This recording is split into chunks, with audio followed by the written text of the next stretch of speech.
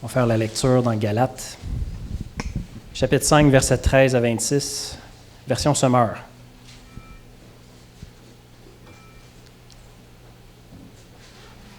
Oui, mes frères et sœurs, vous avez été appelés à la liberté. Seulement, ne faites pas de cette liberté un prétexte pour vivre comme des hommes livrés à eux-mêmes. Au contraire, par amour, mettez-vous au service les uns des autres. Car la loi se trouve accomplie tout entière par l'obéissance à cette seule parole, « Aime ton prochain comme toi-même ». Mais si vous vous blessez les uns les autres et si vous vous entre-déchirez, prenez garde, vous vous détruirez mutuellement. Je vous dis donc ceci, laissez le Saint-Esprit diriger votre vie et vous n'obéirez pas aux désirs qui animent l'homme livré à lui-même. Car ces désirs sont complètement opposés à ceux de l'Esprit. Et l'Esprit a des désirs qui sont à l'opposé de ceux de l'homme livré à lui-même. Les deux sont opposés l'un à l'autre. C'est pourquoi vous ne pouvez pas être votre propre maître. Mais si vous êtes conduit par l'Esprit, vous n'êtes plus sous le régime de la loi. Tout le monde voit bien ce qui procède de l'homme livré à lui-même. L'immoralité, les pratiques dégradantes, la débauche, l'adoration des idoles, la magie, les haines, les querelles, la jalousie, les accès de colère, les rivalités, les dissensions, les divisions, l'envie, l'ivrognerie, les orgies et autres choses de ce genre. Je ne puis que répéter ce que j'ai déjà déclaré à ce sujet. Ceux qui commettent de telles actions n'auront aucune part à l'héritage du royaume de Dieu. Mais le fruit de l'Esprit, c'est l'amour, la joie, la paix, la patience, l'amabilité, la bonté et la fidélité, la douceur, la maîtrise de soi. La loi ne condamne certes pas de telles choses. Or, ceux qui appartiennent à Jésus-Christ ont crucifié l'homme livré à lui-même avec ses passions et ses désirs. Puisque l'Esprit est la source de notre vie, laissons-le aussi diriger notre conduite. Ne soyons pas vaniteux et évitons de nous provoquer les uns les autres et de nous jalouser mutuellement. Amen. Puisque tu es la source de notre vie, Saint-Esprit, si on t'appartient, c'est que l'Esprit de Christ est en nous. Il nous a été donné pour demeurer avec nous éternellement. Et donc, c'est une affirmation, tu es notre source de vie. Seigneur, tu veux aujourd'hui attirer notre attention sur ce commandement de nous laisser conduire également par ton Esprit. Éternel, tu es notre Père. Et c'est comme un Père que tu veux nous instruire, nous avertir, nous corriger, nous redresser. Seigneur, parce que la sanctification, c'est ce que toi tu veux. Pas ce que nous voulons. Ce n'est pas notre programme, c'est le tien, c'est ta volonté. Tu veux voir la croissance en maturité de tes enfants. Alors Seigneur, dispose nos cœurs à entendre, à recevoir et surtout à se laisser transformer. Merci Père de nous permettre d'être assemblés en ton nom pour être témoins de la façon que tu veux te glorifier au milieu de nous, en Jésus-Christ. Merci, Père. Amen.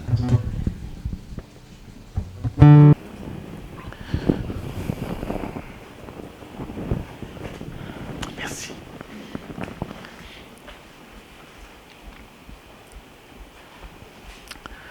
On continue la série sur la sanctification. Une série qui me travaille, un sujet qui me travaille énormément. Énormément. Le titre du message ce matin, c'est « Libre, mais pourquoi faire ?» Le sous-titre, c'est « Quand la liberté en Christ devient une excuse pour la chair ». Problème numéro 1. Une liberté mal comprise. Avant de poursuivre, je pense que c'est important de faire un récapitulatif des 2 premières prédications. Fait que juste rapidement, On a entamé une série sur la maturité spirituelle, la sanctification. La première prédication, le titre était « Non au statu quo ». Être à l'état d'adulte, apte à accomplir mon service. On a parlé d'Éphésiens 4, je ne sais pas si vous vous rappelez, mais où on parlait que Dieu nous appelle à être parvenus à l'unité de la foi et à la connaissance du Fils de Dieu, à l'état d'homme fait, à la mesure parfaite de Christ, afin que nous ne soyons plus des enfants. On a parlé que certains, étrangement, ne semblent pas progresser dans leur vie chrétienne. On a adressé après ça la définition de la sanctification, qui est la croissance à la ressemblance de Christ. La sanctification, dans le fond, c'est une œuvre progressive à la fois de Dieu et de l'homme, qui nous rend de plus en plus libres à l'égard du péché et de plus en plus semblables à Christ dans le contexte de notre existence quotidienne. Qu'est-ce que ça veut dire dans la pratique? Ça veut dire qu'on ne pourra jamais dire qu'on est libre du péché parce que notre sanctification ne sera jamais achevée sur cette terre. D'un autre côté, ça veut aussi dire qu'un chrétien ne devrait jamais dire que ce péché dans ma vie est plus fort que moi, je renonce. On a aussi mis l'emphase sur la différence entre la sanctification et la justification. Peut-être je suis fatiguant avec la justification, mais tu sais, je parlais l'autre fois avec Dominique, on dirait qu'on dit toujours la même chose. Eh oui. Mais, fait que, juste avant de revenir là-dessus, donc la justification, c'est encore, un statut légal, tandis que la sanctification est une condition intérieure. La justification a lieu une fois pour toutes. La sanctification se poursuit tout au long de la vie. La justification est entièrement l'œuvre de Dieu. La sanctification, on y participe. La justification est parfaite dans cette vie.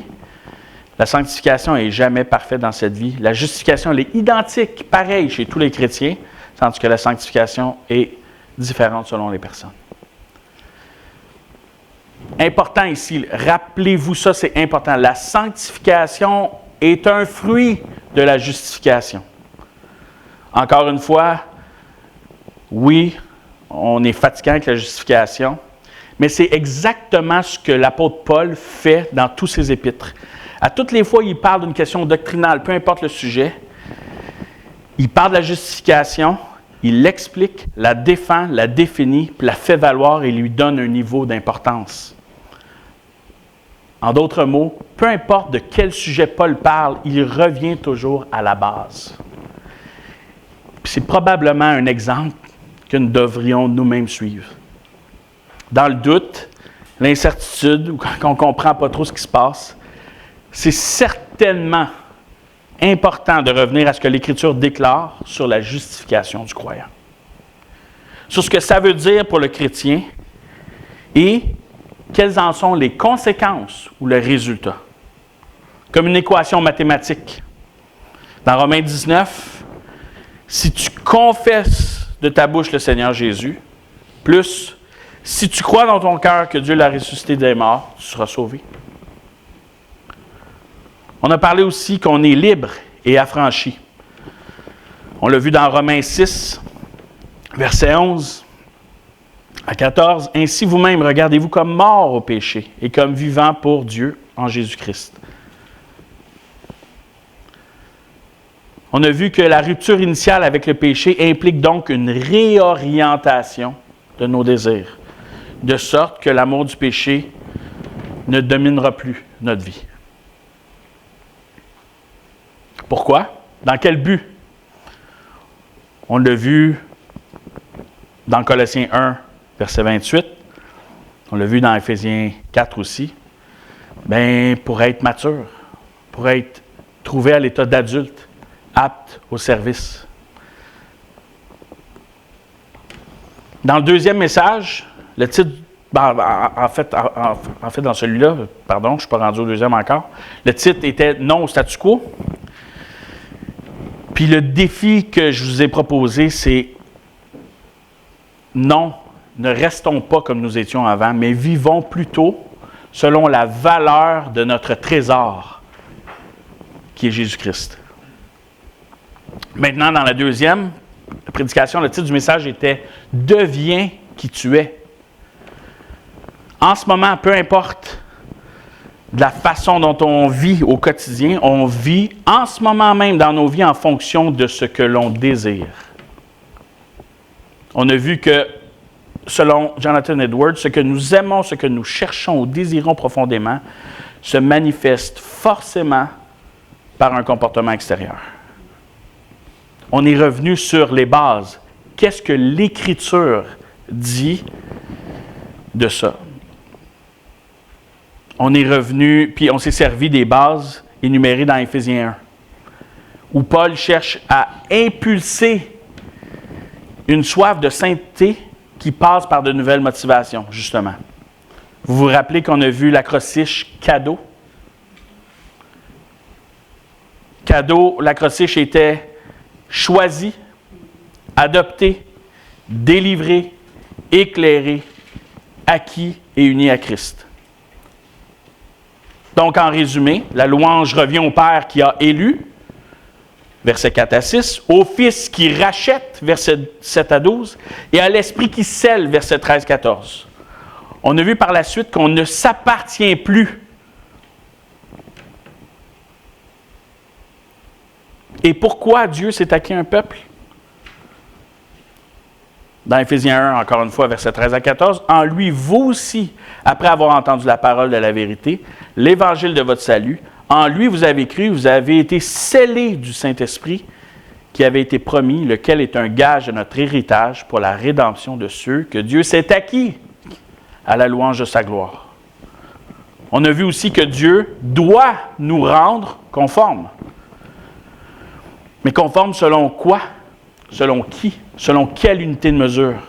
On a vu que le standard de conformité du chrétien, c'est Jésus-Christ lui-même. L'homme par excellence, le nouvel Adam, le seul homme qui plaît à Dieu. Et quel est le manuel d'instruction de cette conformité? C'est évidemment l'Écriture, la Bible, la parole de Dieu. Maintenant, comment on fait ça? Qui est notre professeur? Qui peut nous révéler ce que déclare l'Écriture? Comment peut-on comprendre et saisir les pensées de Dieu? C'est le Saint-Esprit, le professeur. C'est le Saint-Esprit qui nous aide à faire ça. L'illumination, c'est l'œuvre du Saint-Esprit. Il nous aide à entendre, recevoir et comprendre correctement le message de la parole de Dieu. On le voit dans 1 Corinthiens, chapitre 2, versets 9 à 11. Mais comme il est écrit, ce sont des choses que l'œil n'a point vues, que l'oreille n'a point entendues, et qui ne sont point montées au cœur de l'homme, des choses que Dieu a séparées pour ceux qui l'aiment. Dieu nous les a révélées par l'Esprit, car l'Esprit sonde tout, même les profondeurs de Dieu. Lequel des hommes, en effet, connaît les choses de l'homme, si ce n'est l'Esprit de l'homme qui est en lui? De même, personne ne connaît les choses de Dieu, si ce n'est l'Esprit de Dieu. Donc, c'est le Saint-Esprit qui connaît les pensées les plus profondes de Dieu. Le titre du deuxième message était « Deviens qui tu es ». Donc, qui sommes-nous? On est bénis de toutes sortes de bénédictions en Christ. On est élus avant la fondation du monde pour être saints et irrépréhensibles. Tu es l'enfant de Dieu, puisqu'il t'a adopté par Jésus-Christ. Tu as la rédemption complète et totale de tes péchés, passés et futurs, par le sang de Jésus-Christ. Tu es l'héritier du Dieu créateur. Tu es scellé du Saint-Esprit. Dieu t'a acquis. Tu ne t'appartiens plus. Tu es saint. Dans notre quête d'une meilleure compréhension de ce qu'est la sanctification, plusieurs questions me sont venues à l'esprit en faisant suite à ce qu'on vient de voir des deux premières prédications. Encore une fois, toujours dans le but de mieux comprendre ce qu'est la maturité chrétienne et la sanctification, plusieurs problèmes me semblent évidents. Des problèmes causés par ma mauvaise compréhension de ce que dit et déclare l'Écriture et qui me nuisent dans ma sanctification. Si on fait juste revenir à Éphésiens 1, il y a énormément de choses là-dedans. Puis, pour moi, le premier problème que je vois qu'on va adresser aujourd'hui est celui de la liberté. Si je suis libre en Dieu, est-ce que ça veut dire que je peux faire ce que je veux? Évidemment, vous savez c'est non. Mais savons-nous vraiment que c'est non? Qu'est-ce que vraiment la liberté biblique? C'est un problème qu'on va adresser aujourd'hui. Un deuxième problème, parce que mon intention au début était d'adresser tous ces problèmes-là en un message. Je pense une série de 25, c'est sûr. Le deuxième problème qu'on va adresser au prochain message, c'est celui du libre arbitre et de la providence divine de Dieu. Le troisième problème pour moi que je vois, c'est celui de la discipline, de l'ascétisme, du stoïcisme et de la maîtrise de soi. Le quatrième problème pour moi est celui des désirs et des affections. Puis le cinquième, qui est très difficile à comprendre, c'est celui de la gloire de Dieu. Puis ça peut, et certainement, ça va évoluer dans le temps. Donc, pour traiter le sujet de la liberté, je vous propose qu'on fasse un petit survol de ce que ça veut dire la liberté, mais pas au sens biblique. On vit en 2025 dans une société postmoderne québécoise. Puis on est spécial, les Québécois. Ouais. Étudier le sujet un peu, puis c'est vraiment particulier notre point de vue de la liberté. Donc, à votre avis, je vous le demande, qu'est-ce que ça veut dire d'être libre? Pour les gens, la société, les gens qui... Mais qu'est-ce que ça veut dire d'être libre? Qu'entendez-vous quand on parle de liberté? Je suis le maître de mon destin, le capitaine de ma vie. Intéressant. Qu'est-ce que c'est ça? Très intéressant. Ouais. Pense à toi d'abord. Encore plus intéressant, vous êtes vraiment bon. C'est pas compliqué, mais encore une fois, mon intention est de provoquer une réflexion. Vraiment, parce que des fois, on sait des choses, mais est-ce qu'on les sait vraiment ou est-ce qu'on sait que c'est pas correct de faire ça, on sait que c'est pas correct de penser comme ça, mais pourtant, on agit ou notre vie est quand même influencée par ces choses-là. Mais c'est vraiment, vous êtes vraiment bon. C'est pas très compliqué, mais d'un point de vue séculier et actuel, la liberté, c'est le droit absolu d'être soi-même, de choisir sa propre vérité et de s'auto-définir sans contrainte extérieure. C'est toujours compliqué avec moi, hein? C'est comme... Je me pose toutes sortes d'affaires, mais en tout cas. Donc, c'est une liberté individuelle, expressive et désinstitutionnalisée. Vous le savez, on vit au Québec, là, la désinstitutionnalisation nous vient de où notre désir de vouloir se débarrasser de ça? De où ça vient foncièrement? C'est pas tant les institutions gouvernementales que l'Église. On est en réaction profonde envers l'Église. Les caractéristiques principales de la liberté définie par notre société, en fait, c'est que la liberté, c'est être fidèle à son moi intérieur, à ses désirs profonds, peu importe leur nature. Je vais être honnête avec moi-même. Un rejet de l'autorité extérieure, donc toute forme de contrainte religieuse, morale, sociale est vue comme une oppression. Il y a comme un élément d'émancipation émotionnelle. L'expression de soi passe par la libération des émotions et non par la maîtrise de soi. Pardon. Il y a un élément de pluralisme radical. Donc, chaque individu a sa vérité et toute vérité extérieure, qu'elle soit religieuse, morale, culturelle, est suspecte. Puis il y a aussi un élément de rejet du devoir. L'accomplissement personnel prime sur les obligations collectives ou les vocations imposées. D'où ça vient, ça? Les racines philosophiques derrière ça, on peut nommer Jean-Jacques Rousseau, plus vieux. L'homme est libre naturellement, corrompu par la société. Nietzsche lui dit, l'homme libre est celui qui se crée lui-même.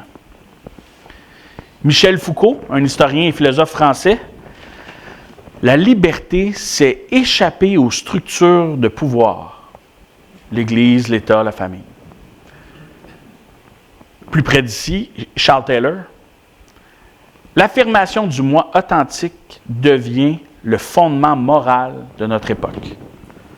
Donc, au Québec, on peut voir que la culture québécoise moderne, marquée par la Révolution tranquille, a vu un rejet massif des autorités religieuses et traditionnelles, évidemment, notamment l'Église catholique.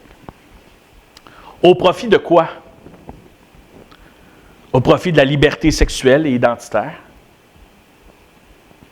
au profit du rejet des normes morales universelles, au profit d'un individualisme fort, souvent en tension avec les valeurs collectives québécoises, puis au profit d'un État-providence garantissant une autonomie matérielle pour permettre une autonomie personnelle. Il y a des conséquences qui sont paradoxales à cette façon de penser-là, inculquée, profondément enracinée dans l'identité québécoise. Cette liberté expressive pousse à l'extrême autonomie, mais laisse souvent l'individu isolé, anxieux et en quête de sens, incapable de construire une identité stable. On va même encore plus loin depuis quelques années, parce qu'il y a un lien direct entre ce concept de liberté postmoderne et le wokisme. Et oui, je vois là. Le wokisme, c'est quoi? C'est la liberté comme autodéfinition. La liberté contemporaine est perçue comme le droit de définir sa propre identité, sa vérité, son orientation, sa souffrance. Et au-delà de tout ça, on exige que la société s'y conforme. Le wokisme hérite directement de cette vision. Donc, il défend la liberté des individus à s'auto-identifier en genre, en orientation, en appartenance raciale ou culturelle, etc. Puis il considère que toute norme ou vérité extérieure, donc à l'individu, on se comprend, est oppressive si elle contredit cette autodéfinition. Encore une fois, Charles Taylor, le philosophe québécois, a été un des premiers à théoriser que les individus ont besoin de reconnaissance pour développer leur identité. Rappelez-vous de celle-là, 2 secondes, on va revenir parce que ça pose des gros problèmes. Les individus ont besoin de reconnaissance pour développer leur identité. Vous vous rappelez de quoi on parle? On parle de liberté. Mais une liberté, mais j'ai besoin de reconnaissance pour être capable de développer mon identité. Le wokisme radicalise l'idée qu'il exige la reconnaissance publique des identités minoritaires. Puis il dénonce comme oppression toute résistance ou non-alignement. Moi, j'entends quelque chose de clair qui ressort de ce que je viens de vous énoncer. Un besoin fondamental qui est celui de l'identité. Donc, l'identité répond à la question « Qui suis-je? » Et la liberté à la question « Suis-je libre d'être ce que je suis? » Autrement dit, si je ne sais pas qui je suis, je ne peux pas savoir vers quoi je suis libre d'aller. Et si je ne suis pas libre, je ne peux pas réellement vivre ou devenir ce que je suis. L'identité précède l'action libre. En philosophie, là je parle du point de vue séculier, mais en philosophie et chez Jonathan Edwards aussi, qui est un philosophe chrétien, que je vais vous reparler beaucoup aujourd'hui et dans les semaines à venir, toute liberté véritable implique que l'individu agit selon ce qu'il aime et ce qu'il est. Autrement dit, si je ne sais pas ce que je suis vraiment, je ne peux pas exercer une liberté qui fait du sens. L'homme moderne tente souvent d'agir pour se trouver. Encore une fois, dans notre culture postmoderne, je ne parle pas du point de vue biblique, parce qu'on a perdu les repères.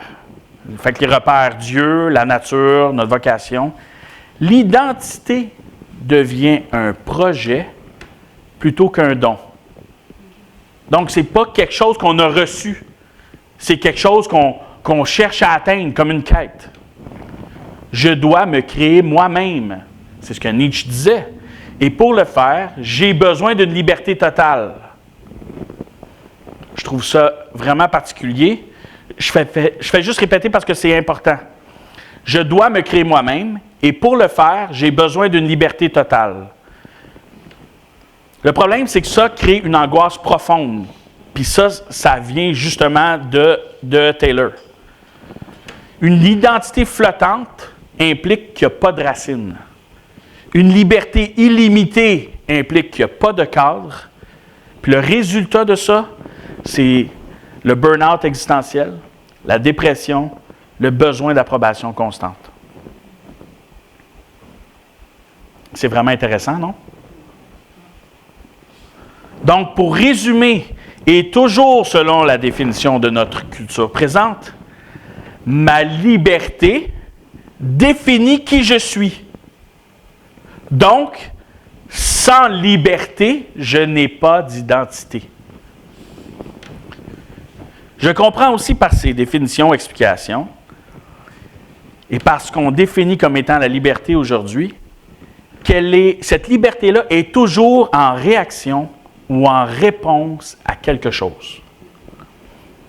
Encore une fois, dans la pensée moderne ou postmoderne, la liberté est presque toujours définie en opposition à quelque chose. Donc, en opposition à une oppression, à l'autorité, à des contraintes, à des traditions, à la religion, à la morale, à la société, à la nature humaine, etc.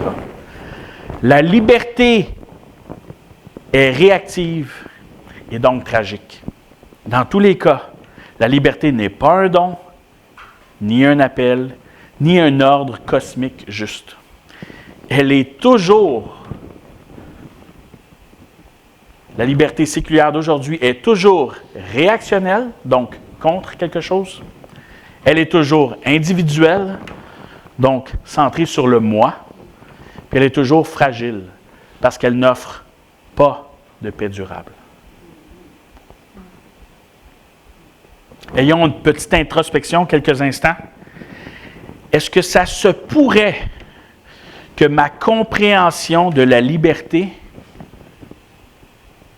soit similaire ou proche ou semblable à celle du monde dans lequel on vit?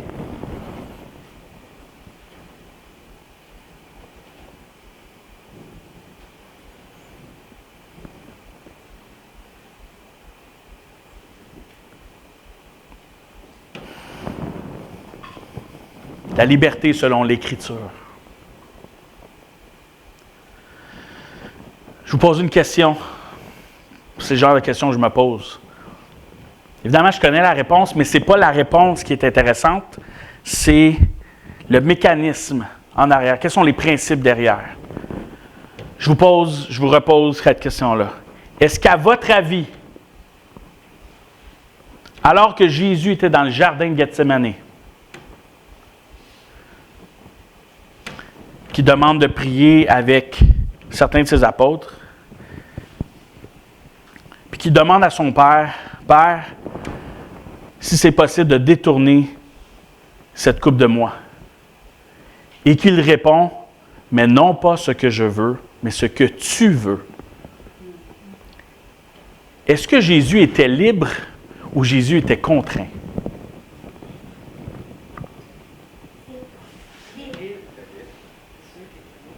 C'est sûr. Matthieu 26, verset 39. Puis, ayant fait quelques pas en avant, il se jeta sur sa face et pria ainsi.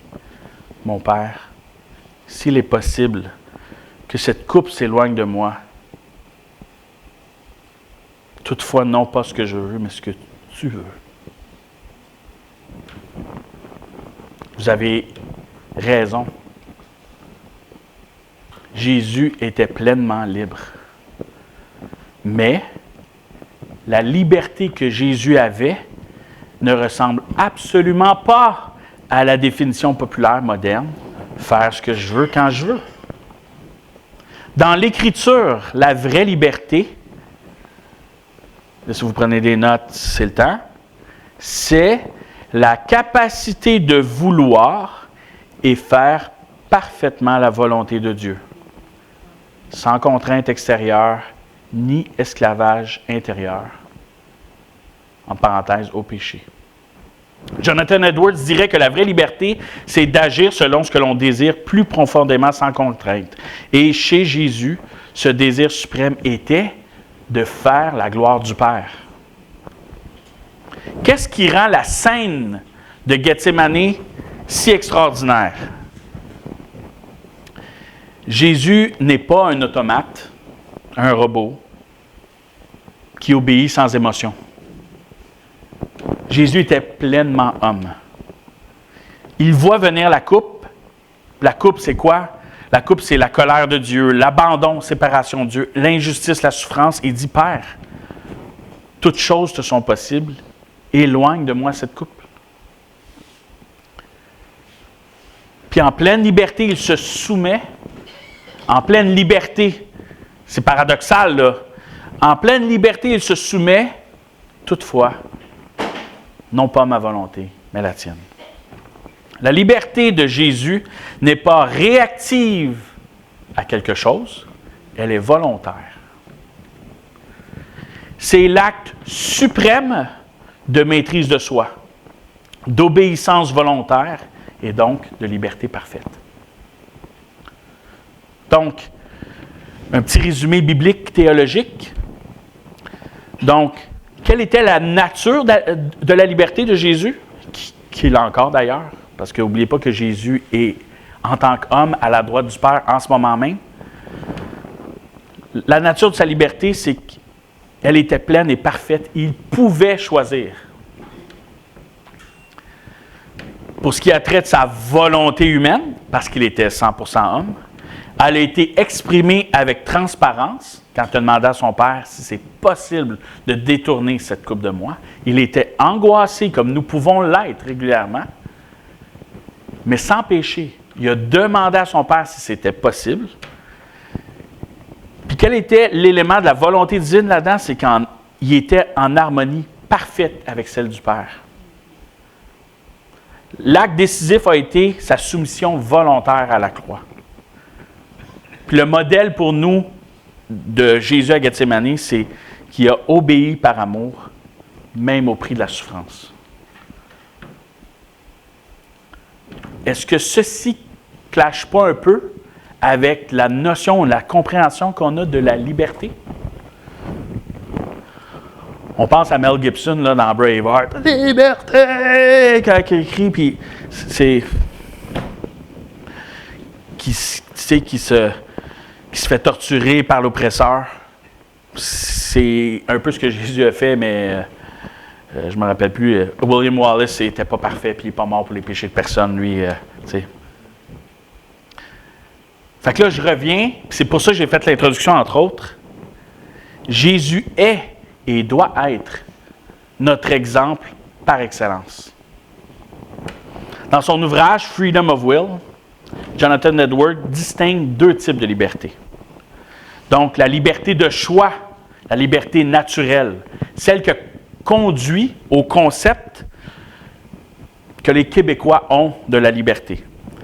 C'est la capacité de faire ce que l'on veut. Mais Edwards exprime aussi la liberté morale. Morale d'un point de vue régénéré. La capacité de vouloir ce qui est bon devant Dieu. Pour Edwards, tous les humains ont la liberté naturelle. Ils choisissent ce qu'ils veulent. Mais leur volonté est corrompue par le péché. Donc, ils ne peuvent pas vouloir Dieu sans une transformation surnaturelle. L'homme va toujours agir selon ce qu'il désire le plus. Et notre cœur de pécheur, sans la régénération, ne peut pas désirer Dieu. La liberté biblique, c'est la délivrance du péché, mais pas l'indépendance. Ce n'est pas une indépendance. Vous vous rappelez quand on parlait du fils prodigue qui est revenu à la maison, je vous disais que le Père règne toujours. Ce n'est pas un héritage qu'il nous donne parce qu'il meurt, puis après on fait ce qu'on veut. Le Père règne toujours. Edwards rejette la définition moderne de la liberté comme indépendance absolue. Pour lui et pour la Bible, la vraie liberté, c'est être libre du péché pour aimer et obéir à Dieu. Jean chapitre 8, verset 32. Vous connaîtrez la vérité et la vérité vous affranchira. 2 Corinthiens, chapitre 3, verset 17. Or, le Seigneur, c'est l'Esprit. Et là où est l'Esprit du Seigneur, là est la liberté. Sans la nouvelle naissance, la nouvelle naissance, c'est une expression qu'on connaît, Jean 3, l'histoire de Nicodème, l'homme est esclave du péché. La vraie liberté vient par la grâce de Dieu qui change le cœur. Donc, la sanctification, c'est le fruit d'un cœur libéré. Selon Edwards, la sanctification, c'est-à-dire la croissance dans la sainteté, ce n'est pas une œuvre volontaire, humaine, autonome, mais un fruit de l'œuvre de l'Esprit dans une personne régénérée.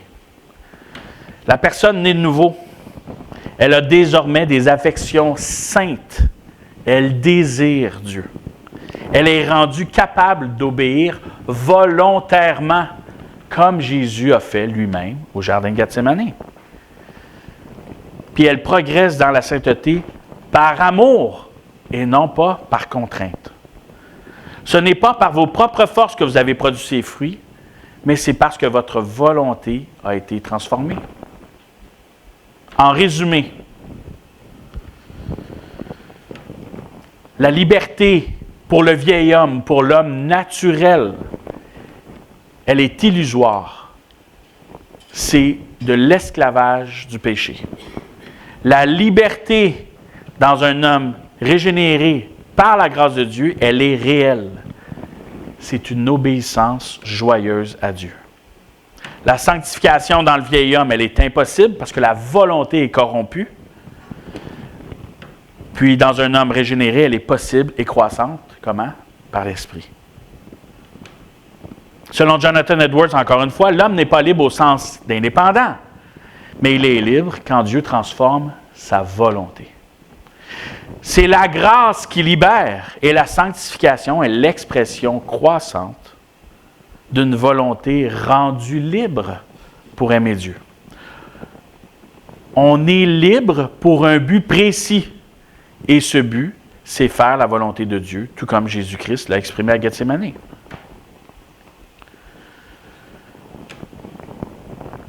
Je vous cite quelques auteurs connus. Edwards, encore, sa définition de la liberté, c'est être libre, c'est avoir une volonté transformée pour désirer le bien. Et le lien avec la sanctification, c'est que la sanctification est le fruit de nouvelles affections produites par l'Esprit. Luther, lui, dit que la vraie liberté, c'est d'être esclave du Christ et non du péché. Donc, le rapport avec la sanctification, c'est que la sanctification est l'œuvre du Saint-Esprit en nous. L'homme coopère, mais n'initie rien sans la grâce. Calvin, la liberté est retrouvée uniquement dans l'union avec Christ. Et la sanctification est une suite logique de la régénération. C'est la grâce qui transforme toute la vie du croyant.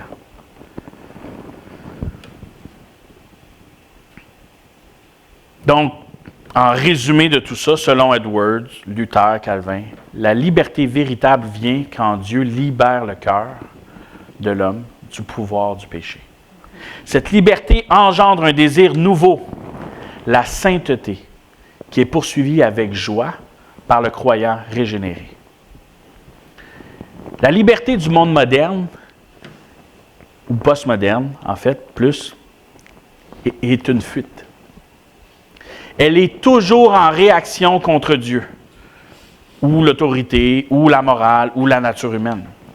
Elle valorise l'autonomie radicale au prix de l'identité et du sens. Le résultat, c'est l'esclavage intérieur, la confusion, la perte de sens. 2 Pierre, chapitre 2, verset 19. Ils leur promettent la liberté quand ils sont eux-mêmes esclaves de la corruption, car chacun est esclave de ce qui a triomphé de lui. Romains 6, verset 20. Car lorsque vous étiez esclaves du péché, vous étiez libres à l'égard de la justice. Quelle est la liberté biblique? Être ce que tu es. Être ce que tu es, qui était le titre du deuxième message. Jésus ne te libère pas seulement du péché, mais te donne une vie nouvelle. Ce n'est pas une liberté pour faire ce qu'on veut, mais pour faire ce qu'on doit avec joie. Galates 5.1, comme Pasteur Dominique a lu au début, c'est pour la liberté que Christ nous a affranchis. Demeurez donc fermes et ne vous laissez pas mettre de nouveau sous le joug de la servitude. Jean 8.36, si donc le Fils vous affranchit, vous serez réellement libre. Donc, quelle est la base et complètement l'inverse de ce qu'on a vu d'une liberté séculière? La base d'une liberté stable, c'est l'identité en Christ. En Christ, nous ne sommes plus définis par notre passé, nos performances ou nos émotions. L'homme ne peut être libre s'il ne sait pas ce qu'il est. Il ne peut savoir qui il est vraiment qu'en connaissant qui est Dieu. Là, je vous ramène encore une fois à Éphésiens 1. Donc, quelle est notre identité selon la parole de Dieu? Cadeau. Cadeau. Choisi, adopté, délivré, éclairé, acquis, uni à Christ. 2 Corinthiens 5, 17. Si quelqu'un est en Christ, il est une nouvelle créature. Les choses anciennes sont passées. Voici, toutes choses sont devenues nouvelles. 1 Pierre 2, 9. Vous, au contraire, vous êtes une race élue, un sacerdoce royal, une nation sainte, un peuple acquis, afin que vous annonciez les vertus de celui qui vous a appelé des ténèbres à son admirable lumière. Paul relie souvent les deux, identité et liberté. Romains 6, 18, ayant été affranchis du péché, vous êtes devenus esclaves de la justice. Donc, l'identité nouvelle en Christ précède et oriente la liberté qui est d'agir selon, d'après, basé sur cette identité. L'homme moderne tente souvent d'agir pour se trouver, alors que bibliquement, on agit parce qu'on sait à qui on appartient. Dans l'Évangile, identité et liberté sont unies et restaurées. Le monde séculier dit « je me définis moi-même ». L'Évangile dit « Dieu me définit, en Christ, je suis un enfant adopté ». Le monde séculier dit « je cherche ma liberté pour devenir moi ». L'Évangile dit « je suis libre parce que je suis en Jésus-Christ ». Le monde séculier, l'identité est un choix individuel. Dans l'Évangile, l'identité est ce que Dieu dit que je suis. Bibliquement, ma liberté trouve sa source dans mon identité.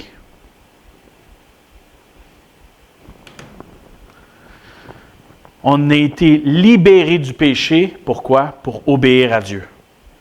Jacques 1, 25, mais celui qui aura plongé les regards dans la loi parfaite, la loi de la liberté, et un peu plus vers la fin, celui-là sera heureux dans son activité. Jacques utilise le terme loi parfaite comme synonyme des Écritures.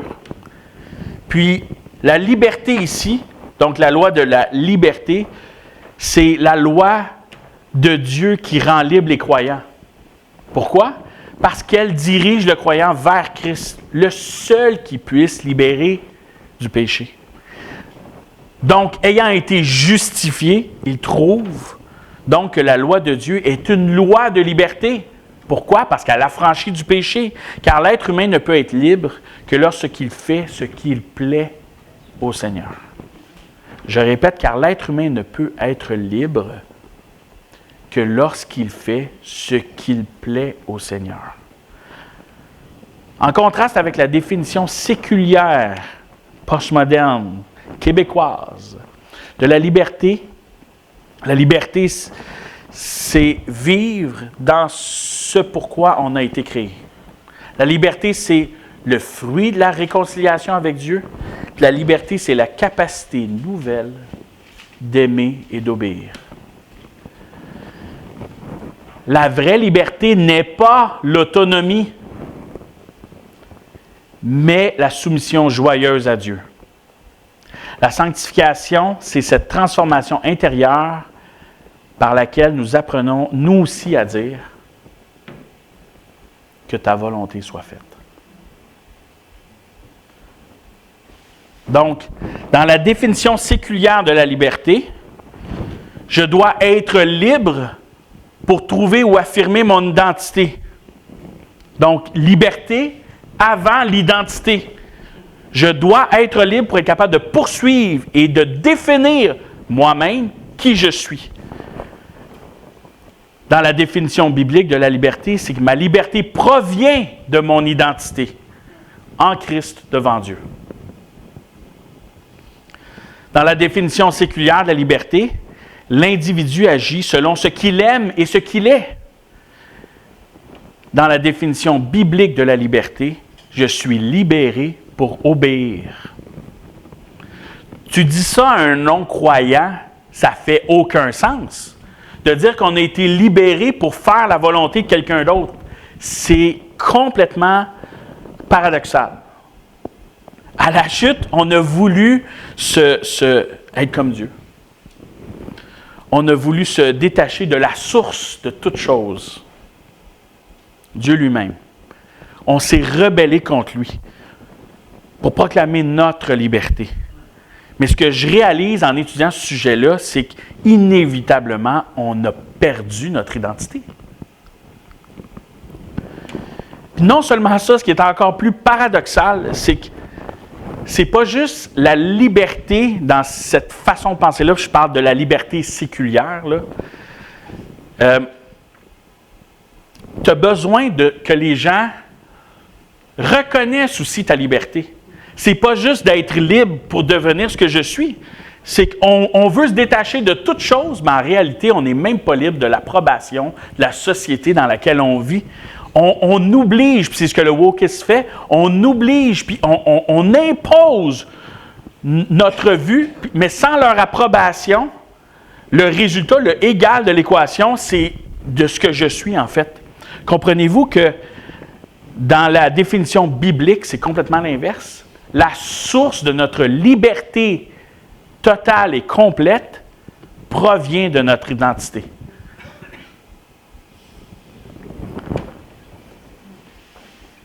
En conclusion, quand tu dis que tu es libre en Christ, est-ce que tu veux dire que tu es libre de péché ou que tu es libre du péché? Je vous invite cette semaine à faire un examen honnête de votre manière de comprendre et vivre la liberté. Puis, je vais faire la même chose. Le but ici, c'est qu'on recentre notre identité sur Christ et non pas sur nos désirs. 2 Corinthiens 5, 17, si quelqu'un est en Christ, il est une nouvelle créature. Les choses anciennes sont passées. Voici, toutes choses sont devenues nouvelles. Éphésiens 2, 10, car nous sommes son ouvrage, ayant été créés en Jésus-Christ pour de bonnes œuvres que Dieu a préparées d'avance afin que nous les pratiquions. Il est crucial pour jouir de notre liberté de se rappeler qui on est en Christ et à vivre comme ceux qui ont été rachetés pour une vie nouvelle. Il est crucial que l'on devienne qui on est. Donc, en conclusion pratique, je vous ai envoyé un courriel hier en préparation du culte, puis dans le courriel, avec la liste de chants, il y avait ici, j'ai 4 copies imprimées, vous pourrez l'imprimer chez vous. Je vous propose ici une déclaration quotidienne. Mon identité en Christ me rend libre. Ceci, en fait, est quelque chose que je vous remets, si vous voulez, pour vos dévotions du matin. Puis je vous propose qu'on le fasse ensemble ici. Colin. C'est super, Michel, merci. Donc, en terminant, puis on va prier après, mais l'idée, c'est juste, comprenez-vous que la base de la liberté, c'est vraiment de saisir quelle est notre identité. Et dans le doute, comme Paul faisait, il revenait toujours à la justification. Tout le temps, tout le temps, tout le temps. Alors, on doit faire la même chose. On doit suivre son exemple. Ça me semble clair. Donc, puis vraiment pour bien comprendre que la liberté chrétienne, biblique, est l'affranchissement du péché qui nous conduit à l'obéissance. Donc, aujourd'hui, je me lève en Christ. Je ne suis pas ce que je fais, je suis ce que Dieu fait de moi. Je suis choisi avant la fondation du monde pour être saint et irrépréhensible devant Dieu. Éphésiens 1,4. Je suis adopté dans la famille de Dieu par Jésus-Christ. Éphésiens 1,5. Je suis racheté par son sang, pardonné de toutes mes fautes. Éphésiens 1,7. Je suis une nouvelle création. Ce qui est ancien est passé, tout est devenu nouveau. 2 Corinthiens 5,17. Je suis justifié par la foi et j'ai la paix avec Dieu. Romains 5,1. Je suis le temple du Saint-Esprit, Dieu habite en moi. 1 Corinthiens 6, 19 et 20. Je suis libre, libéré du pouvoir du péché, affranchi de la condamnation. Romains 8, 1 et 2, Galates 5, 1. Ma liberté est enracinée dans mon union avec Christ, non dans mes envies ou mes droits. Je suis libre, non pour faire ma volonté, mais pour faire la volonté de Dieu. Jean 8, 36, Romains 6, 22. Je suis son œuvre, créée en Jésus-Christ pour des œuvres bonnes qu'il a préparées d'avance. Éphésiens 2, 10. Je ne suis pas esclave du péché, je suis serviteur de la justice. Romains 6, 18.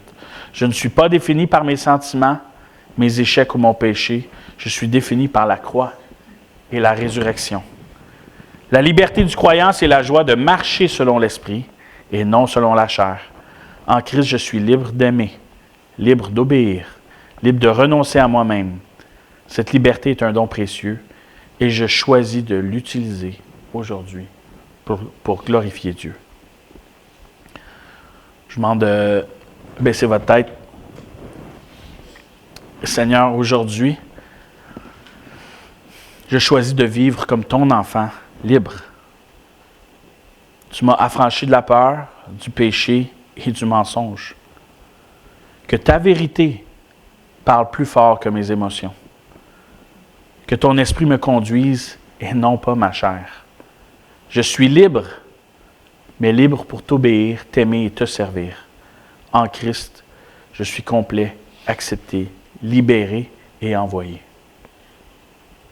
Mon Dieu, on peut rien faire sans toi. C'est une question de source ou de racine. Mon Dieu, que ta volonté soit faite. Aide-nous à voir ou à saisir ce que Jésus avait compris, mais aide-nous à intentionnellement suivre son exemple. Puis pour ça, nos désirs, puis notre compréhension de ce qu'est la liberté doit absolument changer. On ne veut pas être influencé par les vérités ou par la culture du monde actuel. De toute façon, on sait exactement qui est le prince de cette atmosphère et de ces courants philosophiques ou de pensée. Mais mon Dieu, on veut que ta parole soit la source et soit le guide par lequel on vit toutes choses. Et mon Dieu, vraiment notre prière ce matin, c'est que par ton Saint-Esprit, tu nous éclaires et tu nous fasses comprendre, comme un problème mathématique qu'on n'a pas compris, puis tout d'un coup, on fait « Ah! » Ah oui, oui, oui, oui, OK. On comprend d'un coup, mon Dieu, tu peux faire toutes choses. Et tu veux faire ça chez tes enfants. Alors, mon Dieu, révèle-nous tes pensées. Révèle-nous tes pensées sur à mieux comprendre ce qu'est la sanctification, à mieux comprendre que tu nous appelles à être des croyants matures et à mieux comprendre ce que toi tu dis sur la liberté.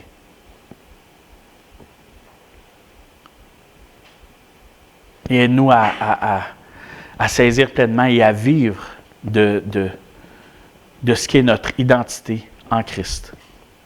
Dans ce que toi, tu dis des choses. Et quand on se retrouve triste, abattu, découragé, fatigué, que vraiment ton Saint-Esprit puisse nous rappeler de dire, retourne voir ce que moi je dis de toi. Écoute-toi pas. Oublie ce que les gens pensent de toi. Oublie ce que toi, tu penses de toi. Oublie ce que tu vois dans le miroir. La vérité, c'est ce que Dieu déclare des choses. C'est notre prière, que tu puisses nous rappeler, puis nous donner la force de faire cette recherche-là, pour que ta parole transforme nos vies. En nom précieux de ton Fils, Jésus-Christ, notre exemple. On te prie. Amen.